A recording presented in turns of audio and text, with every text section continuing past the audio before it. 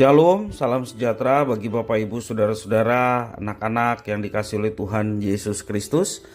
Berjumpa kembali bersama saya Pendeta Eka di dalam renungan firman Tuhan pada hari ini, hari Selasa 29 November 2022. Sukacita dan damai sejahtera dari Tuhan Yesus kiranya menyertai hidup kita sekalian. Puji nama Tuhan. Sampai pada pembacaan firman Tuhan hari ini, yakni kitab Yeremia pasal yang ke-15.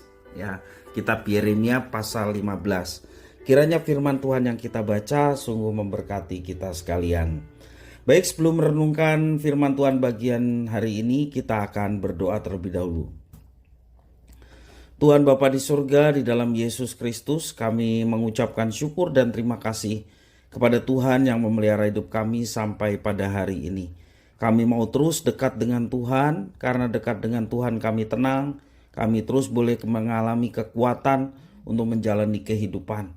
Dan firman Tuhan adalah penerang bagi jalan kami, terang bagi kaki kami. Kau yang mampukan untuk kami dapat mengerti apa yang Kau maksudkan. Kau juga menolong kami untuk kami dapat terapkan dalam hidup kami. Terima kasih Bapa, terpujilah namamu. Demi nama Tuhan Yesus kami berdoa. Haleluya. Amin. Saya akan membacakan di dalam Yeremia pasal 15 ayat 10-21. Demikian firman Tuhan. Celaka aku ya ibuku, bahwa engkau melahirkan aku seorang yang menjadi buah perbantahan dan buah percederaan bagi seluruh negeri. Aku bukan orang yang menghutangkan ataupun orang yang menghutang kepada siapapun, tetapi mereka semuanya mengutuki aku.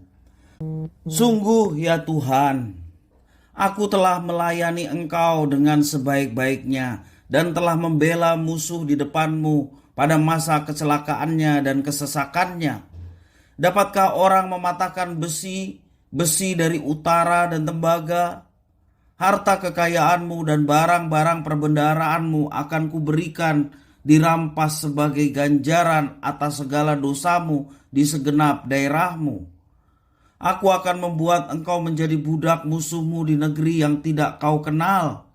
Sebab dalam murkaku telah mencetus api yang akan menyala atasmu. Engkau mengetahuinya, ya Tuhan, ingatlah aku dan perhatikanlah aku. Lakukanlah pembalasan untukku terhadap orang-orang yang mengejar aku. Janganlah membiarkan aku diambil karena panjang sabarmu. Ketahuilah bagaimana aku menanggung celaan oleh karena Engkau. Apabila aku bertemu dengan perkataan-perkataanmu, maka aku menikmatinya. Firman-Mu itu menjadi kegirangan bagiku dan menjadi kesukaan hatiku. Sebab nama-Mu telah diserukan atasku, ya Tuhan Allah semesta alam. Tidak pernah aku duduk beria-ria dalam pertemuan orang-orang yang bersenda gurau. Karena tekanan tangan-Mu, aku duduk sendirian, sebab Engkau telah memenuhi aku dengan geram. Mengapakah penderitaanku tidak berkesudahan dan lukaku sangat payah, sukar disembuhkan? Sungguh Engkau seperti sungai yang curang bagiku, air yang tidak dapat dipercayai. Karena itu beginilah jawab Tuhan. Jika engkau mau kembali, aku akan mengembalikan engkau menjadi pelayan di hadapanku. Dan jika engkau mengucapkan apa yang berharga dan tidak hina, maka engkau akan menjadi penyambung lidah bagiku. Biarpun mereka akan kembali kepadamu, namun engkau tidak perlu kembali kepada mereka. Terhadap bangsa ini, aku akan membuat engkau sebagai tembok berkubu dari tembaga. Mereka akan memerangi engkau, tetapi tidak akan mengalahkan engkau. Sebab aku menyertai engkau untuk menyelamatkan dan melepaskan engkau, demikian firman Tuhan. Aku akan melepaskan engkau dari tangan orang-orang jahat dan membebaskan engkau dari genggaman orang-orang lalim. Demikianlah firman Tuhan. Bapak Ibu, Saudara-saudara yang dikasihi oleh Tuhan Yesus Kristus. Semua orang pernah mengalami yang namanya pergumulan. Kita juga pernah mengalami yang namanya pergumulan. Bagaimana sikap kita saat menghadapi pergumulan hidup yang begitu berat? Apakah kita diam? Apakah kita marah, kecewa, takut, atau tetap tenang dan mengandalkan Tuhan? Bagaimana bila seorang yang setia selama hidupnya, membela bangsanya, mengalami pergumulan? Bagaimana pula jika dalam pergumulannya tekanan justru datang dari orang yang dibela? Terlebih lagi jawaban Tuhan berbeda dari harapan dari yang bergumul. Yeremia adalah seorang nabi yang setia. Ia banyak membela perkara bangsanya di hadapan Tuhan. Ia menyerukan pertobatan kepada bangsanya. Dan ketika Tuhan menyampaikan hukuman dan pembinasaan, Yeremia meminta pengampunan dan belas kasihan kepada Tuhan untuk bangsa yang akan dihukum. Dan nas firman Tuhan hari ini memberikan gambaran bagaimana Yeremia bergumul dan apa yang dilakukannya. Ia bukan orang yang mengutangkan dan bukan pula orang yang berhutang, namun ia dikutuki sehingga ia pun berdoa kepada Tuhan. Yeremia mengalami tekanan dan ketakutan sehingga ia memohon pembalasan bagi orang-orang yang mengejarnya. Dan hal itu menunjukkan betapa berat pergumulan yang sedang dialami oleh sang nabi. Namun dalam ketakutan Nabi Yeremia, yang ia lakukan adalah tetap mengandalkan Tuhan. Sama sekali dia tidak melupakan Tuhan. Dan itulah yang menjadi kekuatan Yeremia dalam setiap tantangan juga pergumulan yang sedang dihadapinya. Kemudian Tuhan menjamin akan membebaskan Yeremia dari pergumulannya. Tuhan akan mengembalikan hak-haknya, melindunginya dari musuh-musuhnya, dan menjamin kelepasan dan kebebasan kepada Yeremia. Bapak, Ibu, saudara-saudara yang dikasihi oleh Tuhan, dalam setiap pergumulan yang kita alami, kita mau belajar seperti Nabi Allah Yeremia.